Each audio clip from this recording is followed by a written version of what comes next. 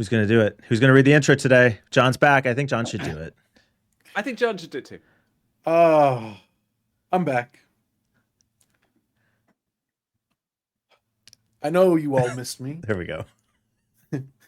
But in short, we spoke a little bit about Microsoft and then instantly veered off to talk about general AI, the looming job market takeover by artificial intelligence, and who will be left to pick up the pieces. Is new jobs, no jobs, a little bit of insurance talk, like health insurance.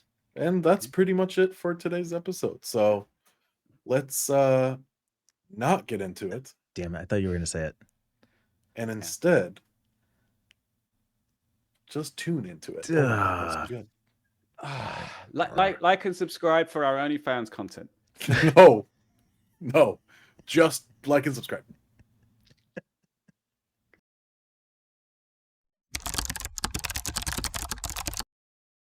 We've got John back. We missed him. Way! Missed him last week. Here we're going to start this fresh new week with the entire crew here. Yes, I'm here. I have arrived. John, man, the parties that you have missed, I have been wild. Oh my God. Yeah, Mike has been getting naked. What? There's been other people involved. Peter, I edit that part out. Nobody sees that. That's just for you and me. It's been fun. That's all I'm saying.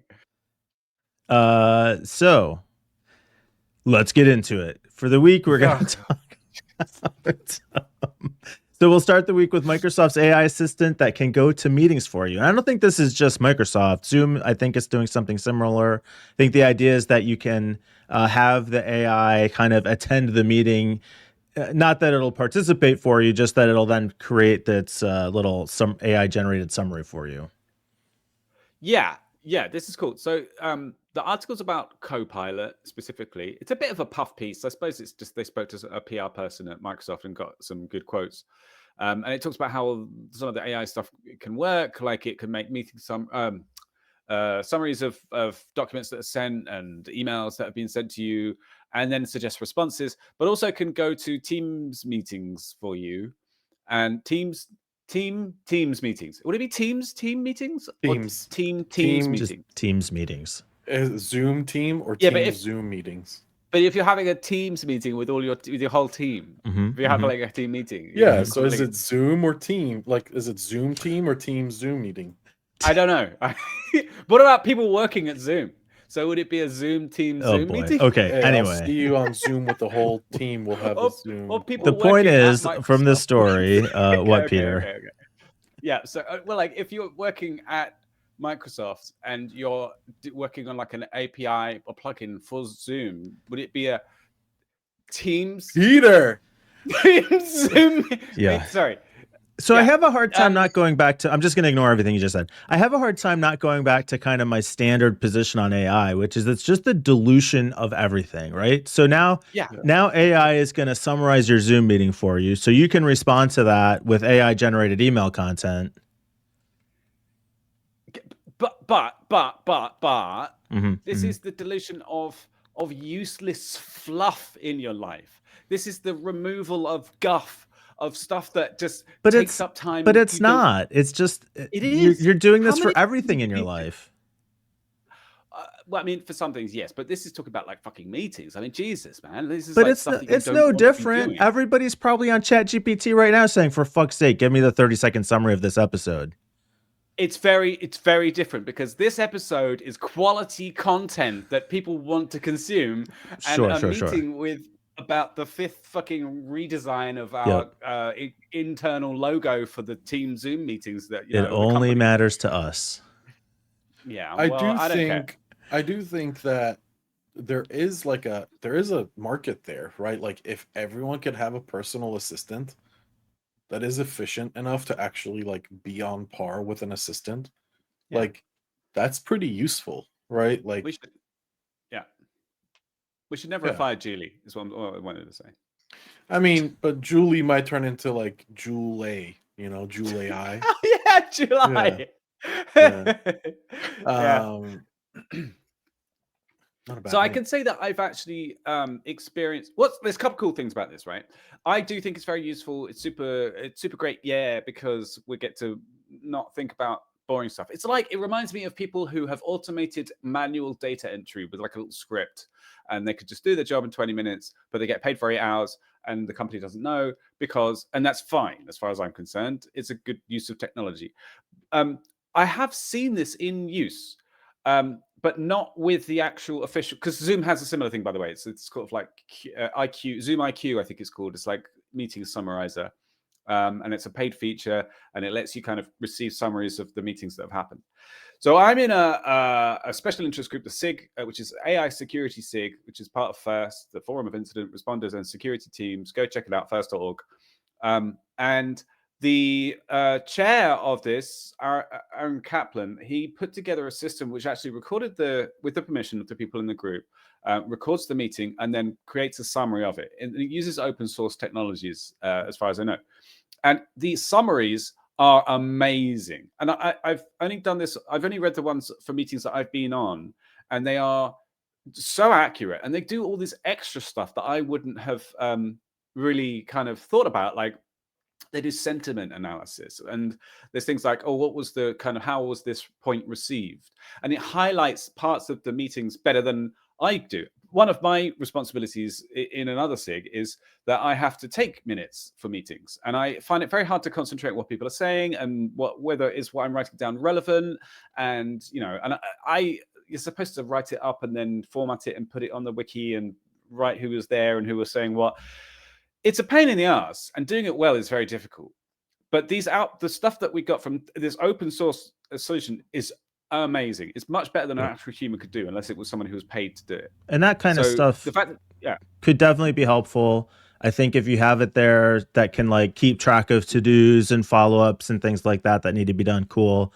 And maybe it's just framing. This idea of it can go to the meeting for you, to me, just is like, everything about my job can be automated. So, but then you're going to complain that you get put out of a job. So, we're going to get what we deserve on all this.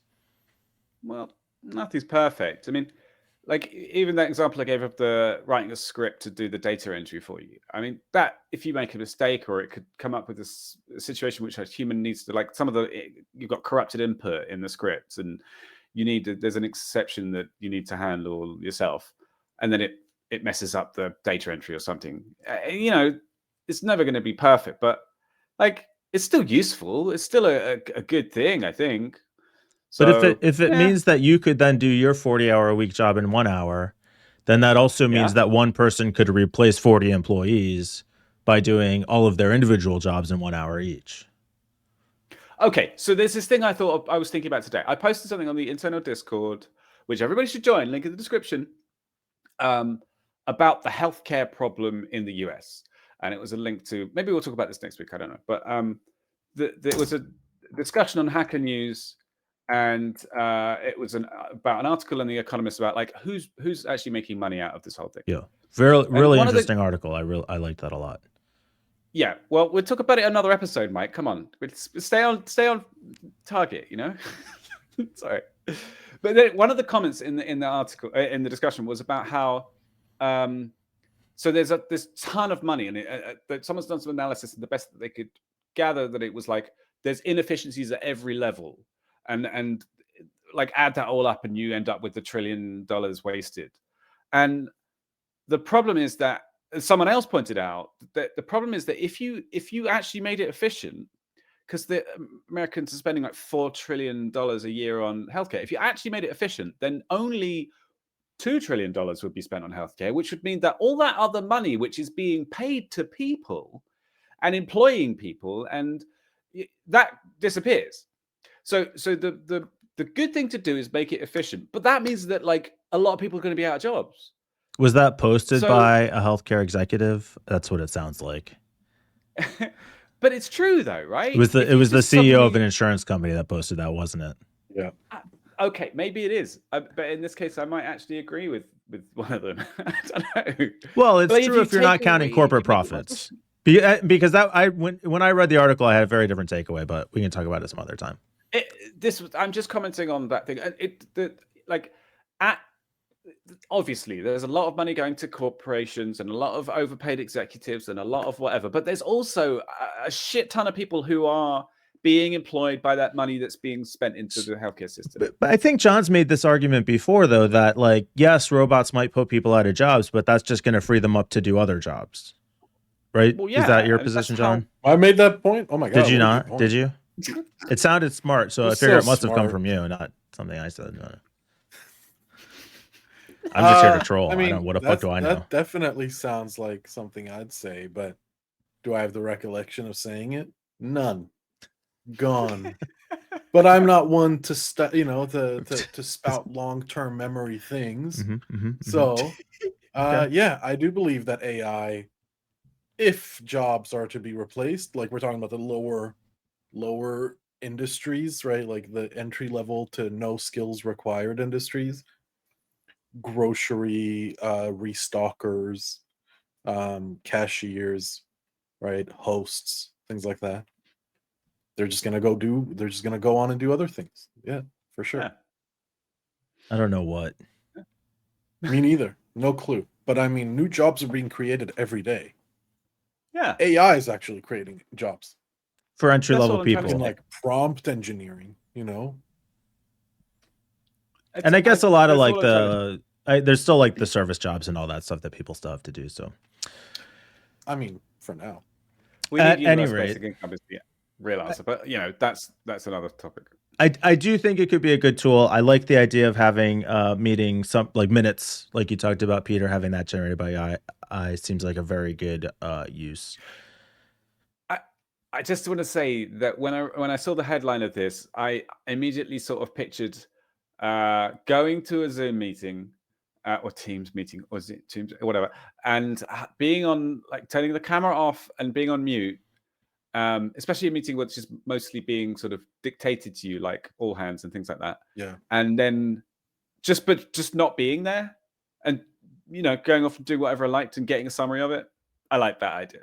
That sounds good. But like to me. now you're kind of cheating. But because no, that's the headline. No, we're not done. If whoever's doing the all hands finds out that you've done this, you're fired. One. And Okay. two, it's gonna feel really unfair to everyone who had to manually participate. But he met the minimum Well, requirement of actually joining the meeting and keeping the connection open.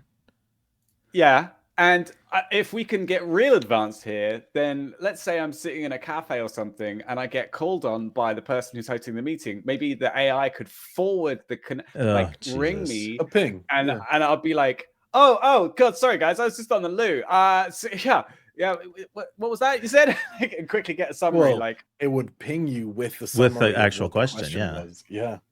So you don't have to miss it. Oh, sorry, I was on mute. Let me respond to that right now. Now we're on to something. Yeah, exactly. Little 30-second replay when somebody says your name. Mm-hmm. Yeah. All right. Can I make a small announcement? Can you make an announcement? Yes. I'm make a trying to small wrap this up, but go announcement? ahead. Oh God, yeah, but no, I don't care about that. The announcement is that yesterday, my first ever website that I made was 26 years old. Whoa. Yesterday being Saturday. Yeah, yesterday being the 21st of October, because we're recording on Sunday the 22nd. Just wow. Right. So Monday, Thanks. by the time you hear this, it'll be 2 days ago. Happy birthday, Peter's website. Happy birthday, Peter's website. And welcome back, John. Thank you. Thank you.